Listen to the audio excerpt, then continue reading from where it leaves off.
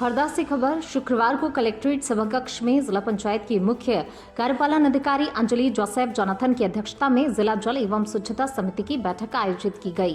बैठक में CO Jonathan ने ठोस अपशिष्ट प्रबंधन, व्यक्तिगत शौचालय, वॉश ऑन व्हील और संस्थानों में पानी की टंकी की सफाई की समीक्षा की। सीओ अंजलि जोसेफ ने धार्मिक एवं ऐतिहासिक नगरी हंडिया को प्लास्टिक मुक्त बनाने के लिए जिलाधिकारियों से सहयोग मांगा। उन्होंने कहा कि अधिकारी जब भी हंडिया जाए, चाहे शासकीय या अशासकीय कार्य से, तो दुकानों पर पॉलिथीन के उपयोग की जांच करें। यदि कोई पॉलिथीन का उपयोग करता पाया जाए तो उसे जागरूक कर कपड़े के थैले का उपयोग करने के लिए प्रेरित करें। उन्होंने कहा, सभी के संयुक्त सहयोग से ही हंडिया को प्लास्टिक मुक्त बनाया जा सकता है। बैठक में बताया, ग्रामीण क्षेत्र में स्वच्छता प्रदूषण से बचाव हेतु ग्राम पंचायतों द्वारा ठोस कचरा प्रबंधन के लिए कार्य योजना बनाकर कार्य किया जा रहा है। प्रथम चरण में जिले की 18 ग्राम पंचायतों में चयन कर डोर टू डोर कचरा कलेक्शन के लिए कचरा वाहन की व्यवस्था की गई है।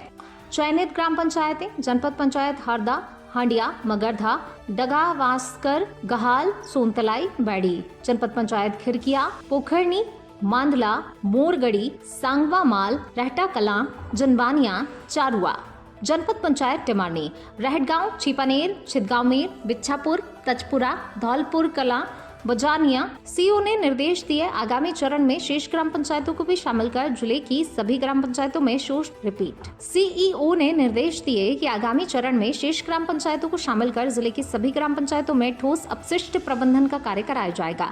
इसके लिए माइनिंग, डोंडी, सूचना बोर्ड, दीवार लेखन, सूखे गीले कचरे के लिए डस्टबिन की व्यवस्था कर ग्रामीणों को जागरूक किया जाए। बैठक में कार्यपालन यंत्री, लोक स्वास्थ्य यांत्रिकी, बीआरओ के मुख्य चिकित्सा अधिकारी डॉक्टर एचपी सिंह, जिला शिक्षा अधिकारी श्री डीएस रघुवंशी, जिला कार्यक्रम अधिकारी विवेक शर्मा सहित अन्य अधिकारी उपस्थित थे। एकलव्य आदर्श आवासीय विद्यालय रहटगांव में गुरुवार को कक्षा 6 से 12वीं तक की छात्राओं एवं महिला स्टाफ के लिए तिनका सामाजिक संस्था व जिला कराटे संघ के तत्वाधान में निःशुल्क 1 दिवसीय आत्मरक्षा प्रशिक्षण कार्यक्रम आयोजित किया गया। 2 घंटे तक चले प्रशिक्षण का उद्देश्य बालिकाओं और महिलाओं को आत्मरक्षा के कौशल सिखाकर उन्हें आत्मनिर्भर एवं सजग बनाना था। ये प्रशिक्षण वरिष्ठ पुलिस अधिकारियों के मार्गदर्शन एवं प्रेरणा से आयोजित किया गया।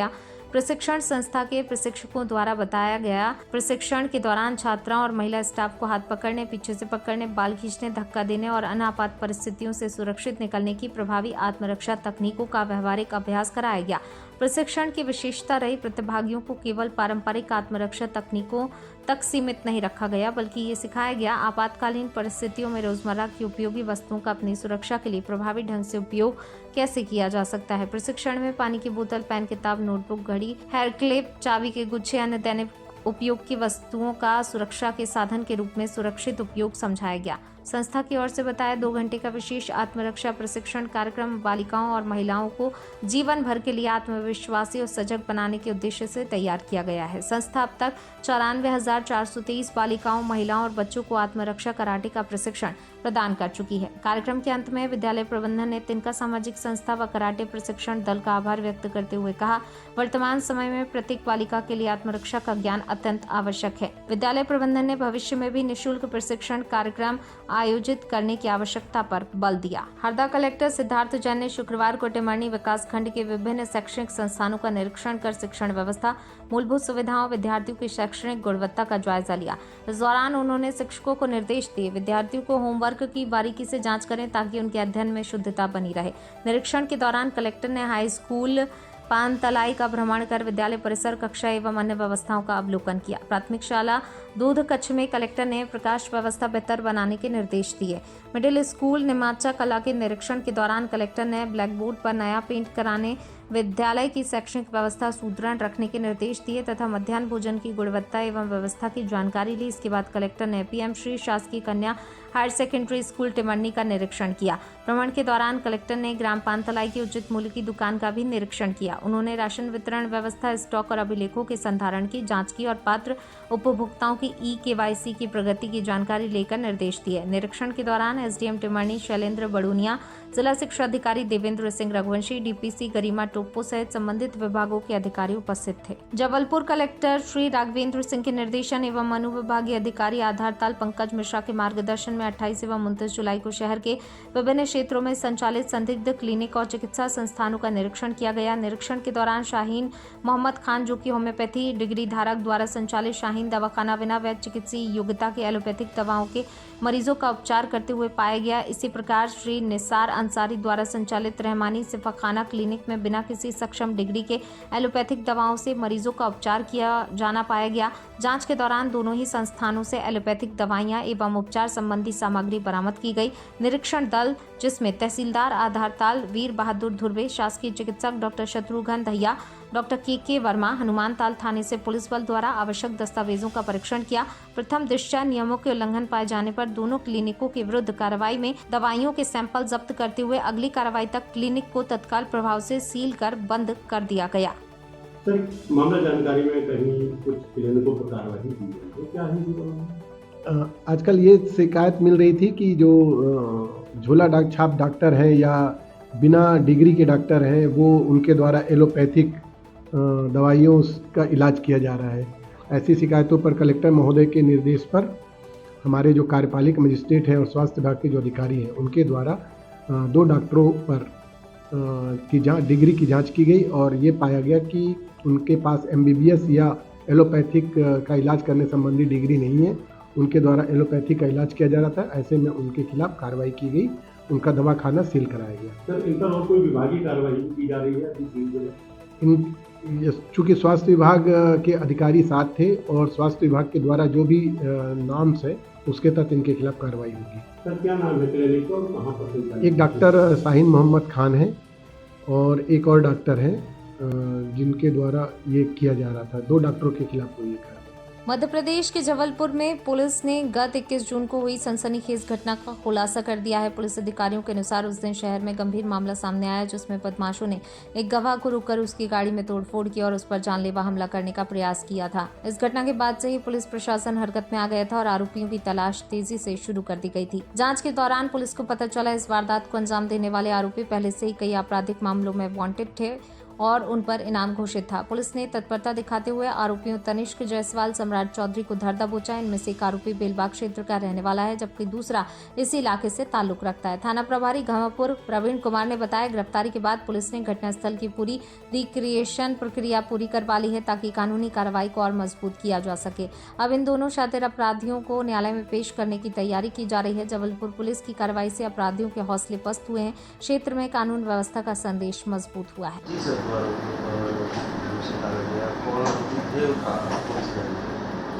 हाँ, ये पिछले 21 जून के आसपास जो एक घटना कारित हुई थी, इसमें 307 का प्रकरण था, जिसमें एक गवाह को कुछ बदमाश लोगों ने रोककर गाड़ी के साथ तोड़फोड़ करी थी और उसमें जानलेवा हमला किया था।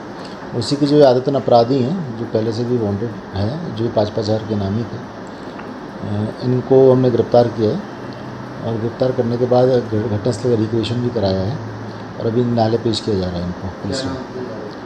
एक तनिष्क जायसवाल है, इसके ये भी एक आदतन अपराधी है। दूसरा सम्राट चौधरी, कहाँ के रहवासी? एक बेलबाग क्षेत्र का है और एक इसी क्षेत्र का रहने वाला है। जबलपुर में 1 अगस्त को आयोजित होने वाले भव्य लोकार्पण समारोह की तैयारियां अंतिम चरण में पहुंच गई हैं। मुख्यमंत्री मोहन यादव, लोक निर्माण मंत्री राकेश सिंह की अध्यक्षता में राज्य योजना आयोग अंतर्गत निर्मित नवीन शहरी थाना भवन तिलवारा, मुख्यमंत्री पुलिस आवास योजना तृतीय चरण के तहत घमापुर थाना परिसर में बने 96 बहुमंजिला आरक्षक आवासों तथा मध्य प्रदेश पुलिस आवास एवं अधोसंरचना विकास निगम के संभागीय कार्यालय भवन का लोकार्पण करेंगे। समारोह से एक दिन पूर्व जबलपुर पुलिस अधीक्षक संपत उपाध्याय और कलेक्टर राघवेंद्र सिंह ने तिलवारा थाना परिसर का निरीक्षण कर कार्यक्रम स्थल, सुरक्षा व्यवस्था और अन्य तैयारियों का जायजा लिया। संबंधित अधिकारियों को दिशा निर्देश दिए। प्रशासन ने आयोजन को लेकर सभी व्यवस्थाएं समय पर पूर्ण करने के निर्देश दिए। तिलवारा थाने का लोकार्पण का कार्यक्रम 1 अगस्त को है। साथ ही साथ घमापुर थाना परिसर जो स्थित क्वार्टर्स बने हैं, उनका भी लोकार्पण माननीय मुख्यमंत्री जी के द्वारा होना है।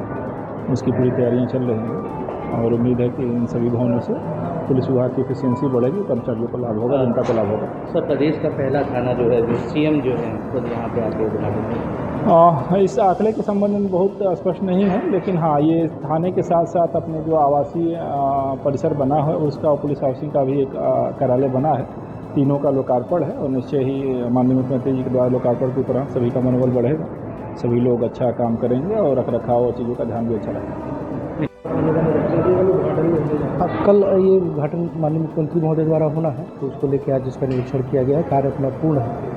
तो यहाँ पर प्लांटेशन का भी एक कार्य और छोटी सी सभा का भी आयोजन किया जा रहा है। खबर हरदा जिले के जनपद पंचायत हरदा की ग्राम पंचायत रैसलपुर के ग्राम झल्लार में बारिश की शुरुआत के साथ ग्रामीणों और स्कूली बच्चों की मुसीबतें बढ़ गई। गांव के पास स्थित नदी की जर्जर टूटी पुलिया इस समय हादसों को न्योता दे रही है। नदी में पानी का बहाव तेज होते ही पुलिया जलमग्न हो जाती है, जिससे गांव का संपर्क मुख्य मार्ग से टूट जाता है। जानकारी के अनुसार पुलिया का बड़ा हिस्सा दोनों साइड से काफी दिनों से टूट चुका है, जिससे गहरा गड्ढा बन गया है। इसके बावजूद गाँव के मासूम बच्चे हर दिन अपनी पीठ पर भारी बस्ता लादे इसी टूटे हुए और फिसलन भरे रास्ते से संतुलन बनाते हुए नदी पार करने को मजबूर हैं। स्थानीय निवासियों का कहना है उन्होंने ग्राम पंचायत रैसलपुर से लेकर जनपद पंचायत हरदा के जिम्मेदार अधिकारियों जनप्रतिनिधियों को समस्या से अवगत कराया, लेकिन कोई सुनवाई नहीं हुई। ग्रामीणों का आरोप है प्रशासनिक उपेक्षा के कारण हर साल बारिश में उन्हें डर कर जीना पड़ता है। ग्रामीणों ने जिला प्रशासन से मांग की है बच्चों की सुरक्षा को ध्यान में रखते हुए टूटी हुई पुलिया की तत्काल मरम्मत कराई जाए और यहां नए पुल का निर्माण शुरू किया जाए।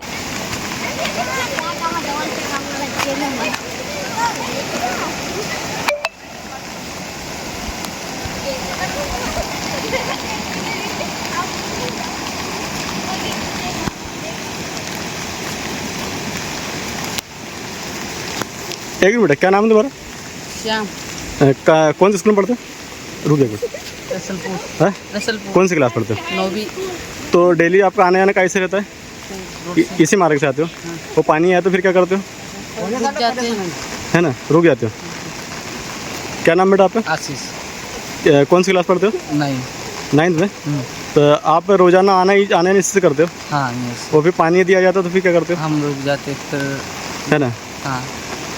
ठीक है। युवा पीढ़ी को तंबाकू के दुष्प्रभाव से बचाने के लिए पीएचसी व सीएचसी पर तंबाकू त्याग सेवाएं दी जाएंगी। डॉक्टर एचपी सिंह राष्ट्रीय तंबाकू नियंत्रण कार्यक्रम के अंतर्गत चिकित्सकों को दिया प्रशिक्षण। राष्ट्रीय तंबाकू नियंत्रण कार्यक्रम के अंतर्गत तंबाकू त्याग सेवाओं को प्रभावी बनाने के लिए व स्वास्थ्य केंद्रों में इनके विस्तार के उद्देश्य से प्रशिक्षण कार्यशाला का आयोजन किया गया। इस अवसर पर मुख्य चिकित्सा एवं स्वास्थ्य अधिकारी डॉक्टर एचपी सिंह ने बताया, युवा पीढ़ी को तंबाकू के दुष्प्रभाव से बचाना अत्यंत आवश्यक है। जिला चिकित्सालय के साथ प्राथमिक एवं सामुदायिक स्वास्थ्य केंद्रों पर तंबाकू खाने पीने विराम लगाने संबंधी सेवाएं प्रदान की जाएंगी।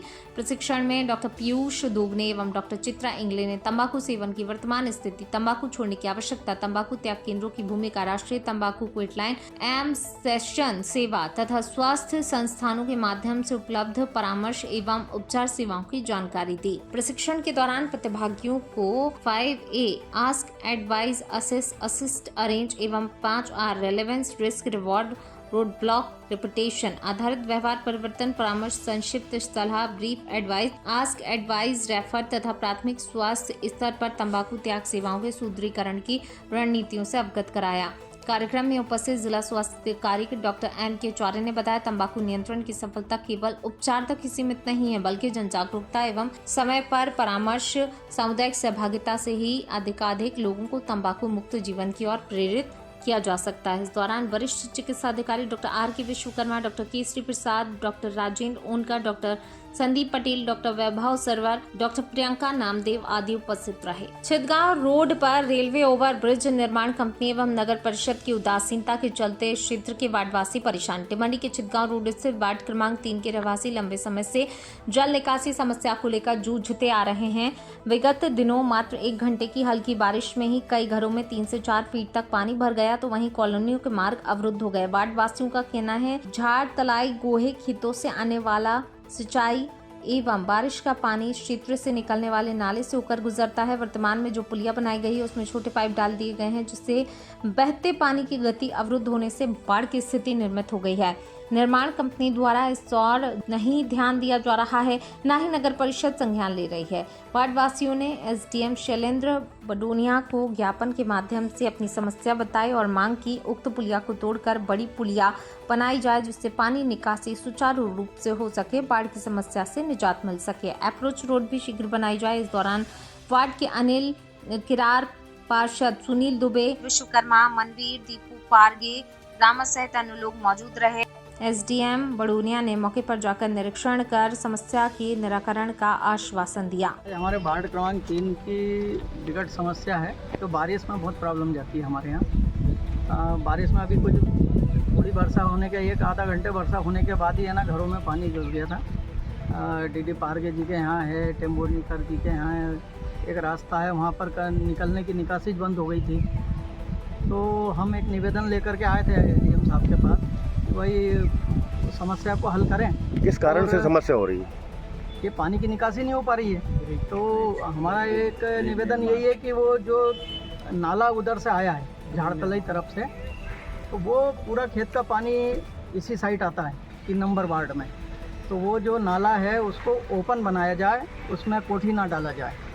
कोठी डालने में क्या पानी की निकासी नहीं हो पा रही है, इसलिए ओपन नाला ही बनाया जाए उसको। ब्रिज निर्माण के कारण उन्होंने क्या हुआ कि एक जिस साइड पारगेजी वगैरह वाला है रोड, सर्विस रोड, उस साइड पे उन्होंने 1 फीट की कोठी डाली है। ब्रिज निर्माण कंपनी वाले ध्यान नहीं दे रहे हैं क्या? बिल्कुल ध्यान नहीं दे रहा है, ना नगर पालिका ध्यान दे रही है।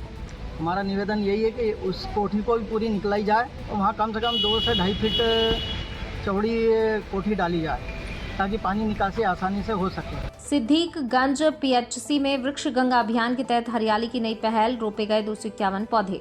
पर्यावरण संरक्षण और हरित क्रांति के संकल्प को आगे बढ़ाते हुए प्राथमिक स्वास्थ्य केंद्र सिद्दीकगंज में भव्य वृक्षारोपण कार्यक्रम का आयोजन किया गया। अखिल गायत्री परिवार आष्टा द्वारा संचालित वृक्ष गंगा अभियान के तहत आयोजित कार्यक्रम में परिसर को हरा भरा बनाने के लिए 251 फलदार और छायादार पौधों का रोपण किया गया। इस दौरान स्वास्थ्य विभाग के अधिकारी, गायत्री परिवार के सदस्य और ग्रामीणों ने मिलकर हिस्सा लिया। गायत्री परिवार और स्वास्थ्य विभाग का साझा प्रयास वृक्षारोपण अभियान में अखिल विश्व गायत्री परिवार की ओर से श्री बद्री प्रसाद, लाइनमैन जीएल नागर, शंकरलाल, भोपाल सिंह परमार, अर्जुन जायसवाल, रमेश चंद, दिनेश, राजेंद्र, अन्य लोगों ने सक्रिय भूमिका निभाई।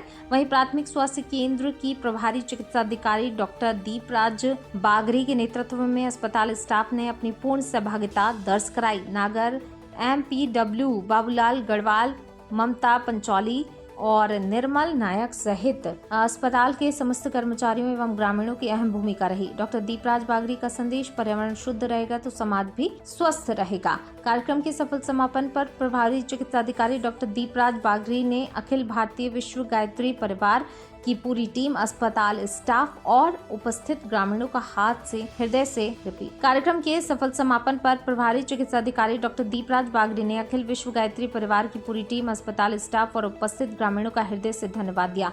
गायत्री शक्तिपीठ आस्था द्वारा वृक्ष गंगा अभियान के तहत हमारे अस्पताल परिसर को चुनने और 251 पौधों का रोपण करने के लिए हम पूरे गायत्री परिवार के आभारी हैं। साथ ही अस्पताल के समर्पित स्टाफ और स्थानीय ग्रामीणों का भी धन्यवाद है, जिन्होंने इस पुनीत कार्य में अपना बहुमूल्य समय और योगदान दिया।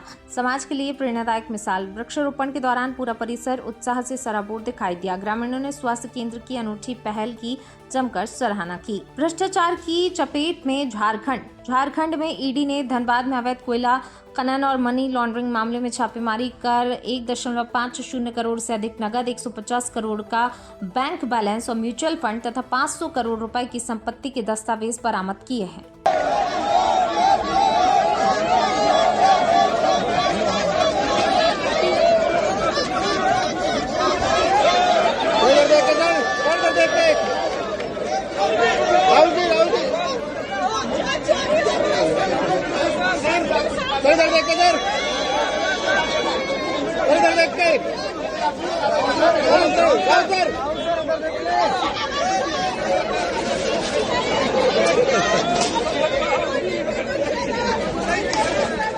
द ग्रेट कबाब फैक्ट्री में उत्तर दक्षिण फूड फेस्टिवल का आगाज। भारतीय व्यंजनों के पारंपरिक और आधुनिक स्वादों को एक साथ परोसने के लिए प्रसिद्ध the great kebab factory TGKF ने 31 जुलाई से 16 अगस्त तक विशेष फूड फेस्टिवल उत्तर दक्षिण की शुरुआत की है।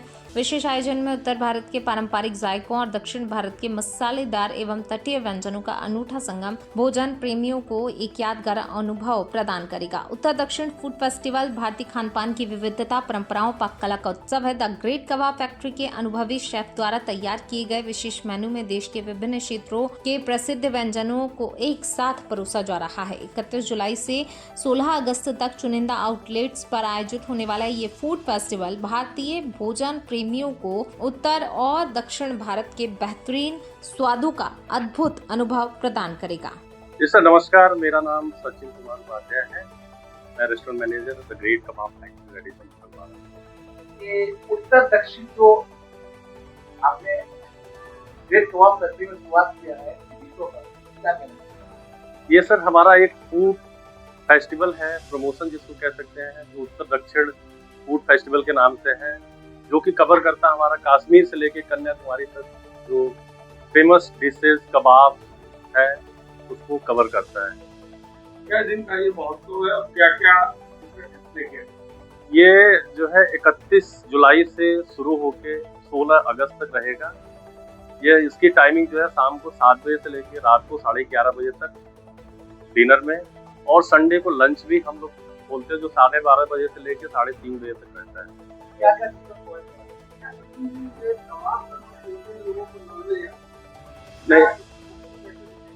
नहीं, कबाब तो सर नॉन वेज तो बोलते हैं कबाब पे, लेकिन हमारा जो है वेजिटेरियन भी उस पे काफ़ी ही अच्छा है, और सावन को देखते हुए हम लोग ज़्यादातर जो है वेजिटेरियन कबाब पे जो है फोकस किए हुए हैं। क्या रेट रखते हैं? क्या कोई ऑफर है या कोई चीज है? ये सर इसमें जो है हमारा शाकाहारी के लिए 1300 रुपये और मांसाहारी के लिए 1500 रुपये प्लस टैक्सेस रखा गया है। सिंगल। बीएनआई वाराणसी का उद्भव 2026 2 अगस्त को ताज गंगे में जुटेंगे 600 से अधिक उद्यमी। Business network international BNI Varanasi ने शुक्रवार को आयोजित प्रेस वार्ता में अपने वार्षिक प्रमुख आयोजन उद्भव 2026 की औपचारिक घोषणा की। The rise of business theme पर आधारित ये भव्य सम्मेलन 2 अगस्त रविवार को होटल ताज गंगे में आयोजित होगा, जिसमें वाराणसी सहित देश के विभिन्न शहरों से 600 से अधिक उद्यमी, उद्योगपति, व्यवसायी, प्रोफेशनल और उनके परिवारजन भाग लेंगे। प्रेस वार्ता को संबोधित करते हुए बीएनआई वाराणसी के एग्जीक्यूटिव डायरेक्टर आयुष हैनर सरिया ने कहा, उद्भव पूर्वांचल के सबसे बड़े बिजनेस नेटवर्क आयोजनों में अपनी विशेष पहचान बना चुका है। उन्होंने बताया 2017 में 15 सदस्यों वाले एक चैप्टर से शुरू हुई बीएनआई वाराणसी की यात्रा आज एक सशक्त व्यावसायिक समुदाय के रूप में स्थापित हो चुकी है, जिसने हजारों सफल बिजनेस रेफरल और मजबूत व्यावसायिक संबंधों का निर्माण किया है। मेरी फर्म घनश्याम टेक्सटाइल से लौरा बिल्ली और मैं बीएनआई से 9 साल से जुड़ा हूँ।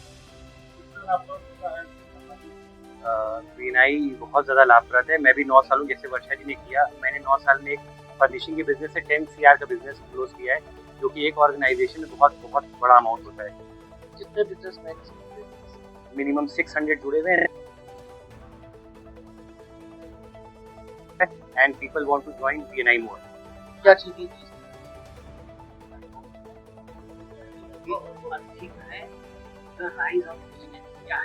तो आप इस समय देख रहे होंगे अप्रैल ऑनवर्ड्स मार्केट बहुत स्लो डाउन है एंड लोग बोलते हैं कि बिजनेस नहीं मिल रहा, बट आप किसी भी बीएनआई मेंबर से पूछेंगे तो बोलेगा हमको बहुत बिजनेस मिल रहा है, हमारे पास टाइम ही नहीं बिजनेस करने का। क्यों? क्योंकि यहाँ 600 लोग एक दूसरे के रेफरल पार्टनर्स की तरह एक्ट करते हैं एंड एक दूसरे के बिजनेस को बढ़ाने में मदद करते हैं। मेरा नाम वर्षा सिंह है और मैं बीएनआई वाराणसी की पिछले 9 साल से मेंबर हूँ और मेरी ट्रेड कैटेगरी है डिजिटल मार्केटिंग, आईटी सर्विसेज। मुझे लगता है ये मुझे बोल के बताने की ज़रूरत नहीं है, ये जो आयोजन है, मैं पिछले 9 साल से मेंबर हूँ, तो ये कुछ ना कुछ तो होगा जिसकी वजह से मैं 9 साल से बीएनआई से जुड़ी हूँ और अपने व्यापार को इन्हांस कर रही हूँ। और जैसा पीछे भी लोगों ने बताया कि ये बिकॉज आप पूरे वर्ल्ड के बिजनेस ओनर से कनेक्ट होते हैं, तो it is a very good opportunity and one should definitely come and experience, और उसके बाद तो फिर ये छोड़ने का नाम नहीं है। हम लोगों को एक बिकॉज जैसा कि हम लोग 9 इयर्स का सेलिब्रेशन कर रहे हैं, तो हमें एक मोटिवेशनल स्पीकर सेलेक्ट करना था एंड हम लोग काफ़ी दिनों से एक्चुअली बात ही कर रहे थे कि सोनू शर्मा जी के बारे में हम बात करते ही थे, तो इसलिए हमने उनको सेलेक्ट किया because he is a motivational speaker. वो आएंगे तो हम अपने बिजनेस को कैसे 10x कर सकते हैं ये। मेरा नाम आयुष नरसरिया है, मैं बीएनआई वाराणसी का फाउंडर और एग्जीक्यूटिव डायरेक्टर हूँ। फिर से बोलिए एक बार। आज प्रेस वार्ता किस लिए रखी, क्या होनी है? आज की प्रेस वार्ता हमारे बीएनआई वाराणसी के 9 साल के कंप्लीशन पे हम अपना एनुअल मेंबर्स डे उद्भव कर रहे हैं, जो कि खुशी एंटरप्राइजेज टाइटल स्पॉन्सर के रूप में सहयोग कर रहे हैं। इसी की चर्चा के लिए आज की प्रेस वार्ता किस तरह कार्यक्रम है, कब और कहाँ? ये कार्यक्रम एक एनुअल मेंबर्स डे जिसमें हमारे 600 से ज़्यादा बिजनेस ओनर्स बनारस के एक साथ अपने 9 साल के कंप्लीशन को सेलिब्रेट करेंगे। ये इवेंट होने जा रहा है रविवार 2 अगस्त को होटल ताज गैंजेस में। चीफ गेस्ट कौन है? इस इवेंट की क्या विशेषताएं होती है, क्या है? किस विषयों पर चर्चा हो? तो इस इवेंट का मेन उद्देश्य है हमारे सारे बिजनेस ओनर्स को इंस्पायर करना कि वो इस मार्केट में भी अपने बिजनेस को कैसे सस्टेन करें और ग्रो करें। इसके लिए हमने की नोट स्पीकर, जो कि world renowned speaker Sonu Sharma ji को एज अ की नोट स्पीकर इनवाइट किया है, जो 2 घंटे का एक पावर पैक सेशन देंगे और बिजनेस ओनर्स को इंस्पायर करेंगे कि वो अपने व्यापार को कैसे ग्रो करें और कैसे डेवलप करें। चीफ गेस्ट इस कार्यक्रम के गेस्ट ऑफ ऑनर मिस्टर उत्तम अग्रवाल हैं, जो कि रोटरी के एक सीनियर डिग्नेटरी हैं। ये प्रोग्राम 2:30 बजे से शुरू होगा रविवार 2 अगस्त को, और ये लगभग शाम को 9 बजे तक चलेगा। मेरा नाम हुसैन जाफर है, मेरी कंपनी का नाम खुशी इंटरप्राइज है। क्या होने जा रहा है?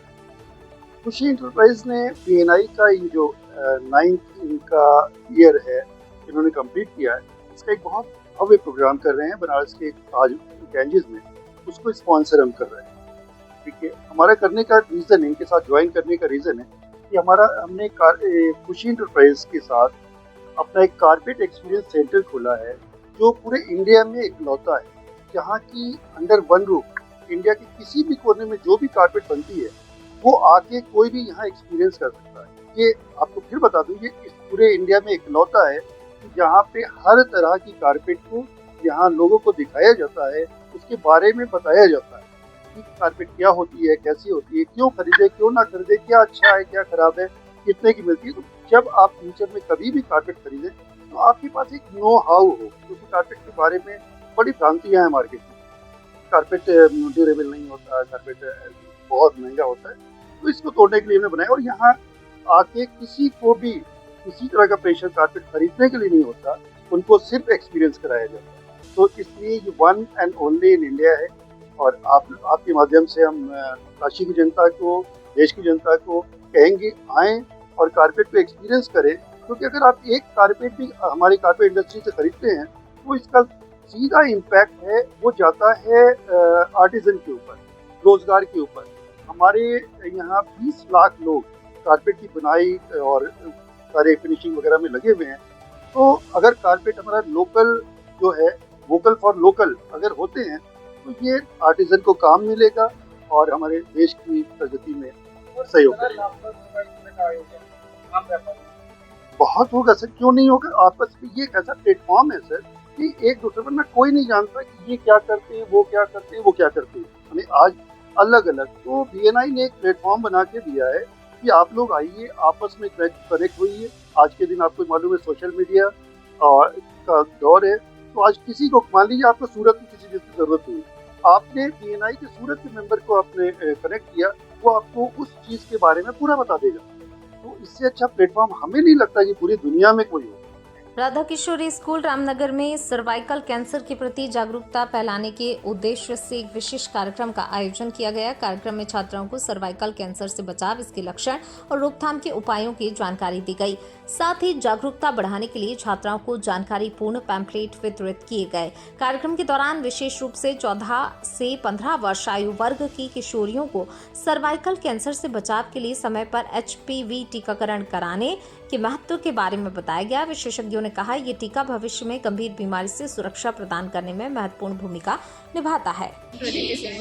हम लोग यहाँ राधा किशोरी स्कूल में हैं, स्कूल में, और आज हम यहाँ ह्यूमन पैपिलोमा वायरस और उसकी वैक्सीन और सर्विस कैंसर क्या है उसके बारे में बात करने आए थे। क्या कहना चाहेंगी इस जागरूकता कार्यक्रम को लेकर के? ये काफ़ी अच्छा है, गवर्नमेंट ने जो इनिशिएटिव लिया है इस चीज़ के लिए, रिप्रोडक्टिव हेल्थ के लिए, आगे के फ्यूचर को देखने के लिए, ये काफ़ी अच्छा डिसीजन लिया गया है, जिसमें कि गवर्नमेंट आपको वैक्सीन तक दे रही है। हाँ, बट ये वैक्सीन लगाने के लिए क्यों लग रहा है, क्या है सर्विक्स कैंसर, ये सब बताने के लिए इनको कोई ना कोई चाहिए, राइट। इवन तो बच्चों ने काफ़ी अच्छा रिसर्च कर रखा है, फिर भी हम लोग यहाँ सर्विक्स कैंसर के बारे में बात की है, जो कि आपका सर्विक्स जो है कैनल है जिसमें कि वजाइना और यूट्रस को एक पैसेज के थ्रू जोड़ता है।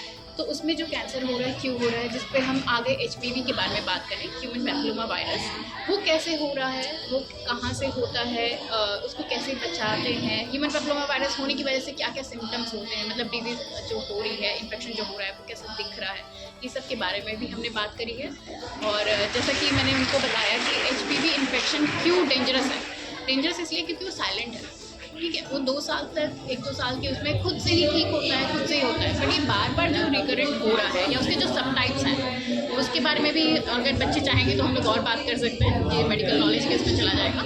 उसके सब टाइप्स के उस पर भी डिपेंड करता है कि कौन सा है डेंजरस के उस पर, विच इज़ 16 and 18। तो या दैट्स इट, यही सब हमने बात करी है। मैं साधना राय, प्रिंसिपल राधा किशोरी राजकुमार साइकिल कॉलेज। और आज हमारे विद्यालय में एग्जीबिशन लगा हुआ है सर्वाइकल कैंसर के लिए, जो वैक्सीनेशन कार्यक्रम चल रहा है सरकार के द्वारा, उसकी जागरूकता फैलाने के लिए हमारे बच्चों ने विभिन्न, जो आप पीछे भी देख रहे हैं हमारी पूरी गैलरी सजी हुई है, और प्रतियोगिता में हिस्सा लिया है। और ये बच्चों को जो HPV वैक्सीन है उससे जो किस तरह से वो उनको सर्वाइकल कैंसर से बचाएगी, इसके संबंध में जो भ्रांतियां हैं, मिथ हैं, जिसकी वजह से बच्चे और उनके पेरेंट्स डर रहे हैं, तो उसके संबंध में उन भ्रांतियों को, उन मिथों को दूर करके और किस तरह से हम प्रेरित कर सकें, इसके लिए बहुत ही अच्छा ये प्रयास है विद्यालय की तरफ से किया जा रहा है। सरकार जो निःशुल्क 14 से लेकर 15 वर्ष के जो एज ग्रुप का बच्चा है उसको निःशुल्क वैक्सीनेशन दे रही है। और इसमें plan India, Lal Bahadur Shastri hospital और इनर व्हील क्लब का भरपूर सहयोग मिल रहा है। इनर व्हील क्लब के लिए क्या कहना चाहेंगे? बहुत अच्छा प्रयास कर रहे हैं वो लोग, अगर ये जा कर के और बच्चों के अभिभावकों को जागरूक करने के लिए अपने स्तर से प्रयास कर रहे हैं, तो बहुत अच्छा प्रयास है। और जिससे निश्चित ही स्वास्थ्य की दशा में, स्वास्थ्य की जो आगे बढ़ रहा है हमारा, कि अच्छा स्वास्थ्य रहेगा बच्चों का, क्योंकि जो खुशहाल जो भविष्य है वो हमारी, अगर जो छात्राएं हैं वो अगर खुशहाल रहेंगी, स्वस्थ रहेंगी, तो आगे भारत का भविष्य भी खुशहाल रहेगा। तो इसलिए इनर व्हील का ये जो प्रयास है वो बेहद सराहनीय है। Varanasi inner wheel Varanasi centre की प्रेसिडेंट हूँ, नीमा। किस तरह का कार्यक्रम आयोजित किया? आज मैंने सर्वाइकल कैंसर अवेयरनेस का आज राधा किशोरी स्कूल में अवेयरनेस प्रोग्राम कराया है, जिससे बच्चे जागरूक हों और इस वैक्सीन को लगाएं। इस वैक्सीन को लगाने का फ़ायदा बच्चों को बताया गया है। मैंने लाल बहादुर शास्त्री से इम्यूनाइजेशन ऑफिसर और डॉक्टर को बुलाया है, जिन्होंने इस बारे में बच्चों को जानकारी दी है। कितने बच्चे इस जागरूकता कार्यक्रम में शामिल हुए हैं? इस कार्यक्रम में शामिल करीब 200 बच्चे हैं। क्या कहना चाहेंगी इस जागरूकता कार्यक्रम को लेकर के? जागरूकता कार्यक्रम को लेकर मैं ये कहना चाहूँगी कि ये वैक्सीन बहुत ही ज़रूरी है। ये मतलब 9 साल से 15 साल की लड़कियों को लगाना बहुत ज़रूरी है, जिससे उनके जीवन में उनको कभी भी कैंसर नहीं होगा। इसी की जागरूकता मैं आज यहाँ करा रही हूँ। कार्यक्रम के मुख्य अतिथि कौन है? कार्यक्रम के मुख्य अतिथि तो लाल बहादुर शास्त्री चिकित्सालय के श्वेत सर हैं, और उनके साथ आई हुई डॉक्टर हैं, मेरे क्लब से आई हुई district association treasurer Archana Vajpayee, district chairman, past district chairman Asha Agarwal है, और यहाँ की प्रिंसिपल राधा किशोरी स्कूल की प्रिंसिपल साधना सिंह थी, तो मैं चीफ गेस्ट बताती हूँ।